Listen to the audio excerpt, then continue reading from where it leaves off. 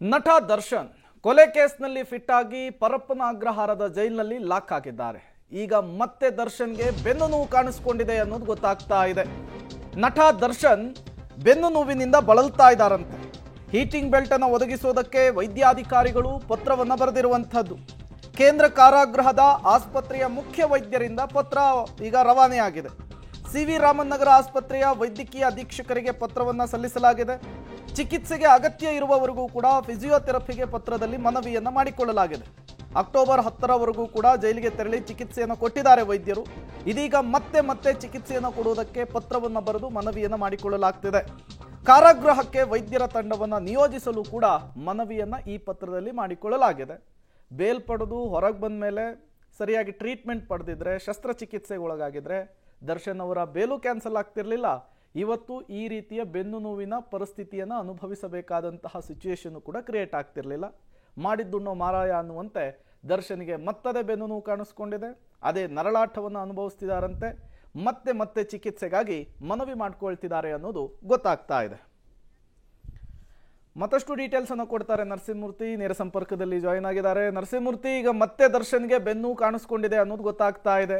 ಏನ್ ಕಥೆ ದರ್ಶನ್ದು ಅಂತ ಹೇಳಿ.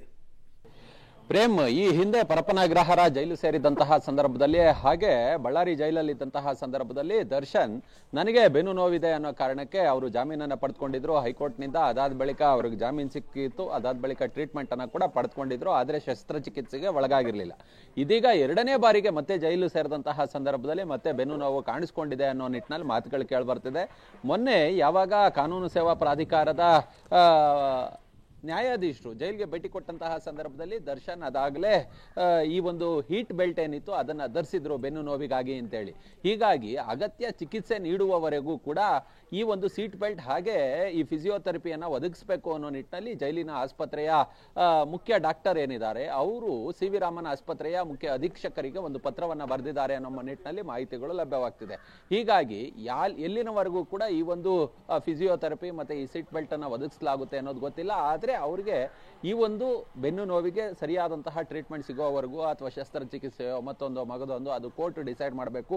ಹೀಗಾಗಿಯೇ ಇಲ್ಲಿ ಅವರಿಗೆ ಅಗತ್ಯ ಚಿಕಿತ್ಸೆ ಸಿಗುವವರೆಗೂ ಕೂಡ ಈ ಎರಡು ಸೌಲಭ್ಯಗಳನ್ನು ಒದಗಿಸಬೇಕು ಅನ್ನೋ ನಿಟ್ಟಿನಲ್ಲಿ ಜೈಲಿನ ಆಸ್ಪತ್ರೆಯ ಡಾಕ್ಟರ್ ಇದೀಗ ಆಸ್ಪತ್ರೆ ಸಿ.ವಿ. ರಾಮನ್ ಆಸ್ಪತ್ರೆಯ ಅಧೀಕ್ಷಕರಿಗೆ ಪತ್ರ ಬರೆದಿದ್ದಾರೆ.